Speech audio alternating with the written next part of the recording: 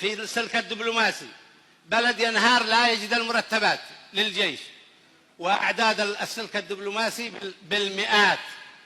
من أردنا أن يعالج وضعه أرسلوه ملحق، مساعد ملحق، اخترعت أسماء ومسميات مخجلة عشان يحسنوا وضعه.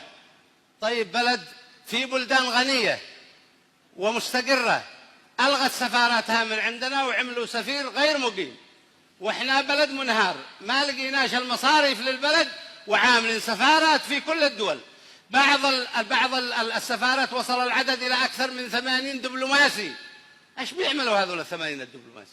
وحينما تأتي تسأل عنهم في هذه الدولة التي نتحدث الناس عنها لا تجدهم، وحينما يذهب المواطنين إلى السفارة يغلق الأبواب في وجوههم. طيب وليش 80 الدبلوماسي؟ على أي؟ فقط لأنهم أبناء فلان، أو لأنهم أصحاب فلان، أو لأننا نريد أن نحسن أوضاعهم. يجب أن تكون واحدة من أولويات برنامج الحكومة والموازنة تقليص أعداد الدبلوماسيين إلى الحد الذي فقط يكفي لتسيير العمل.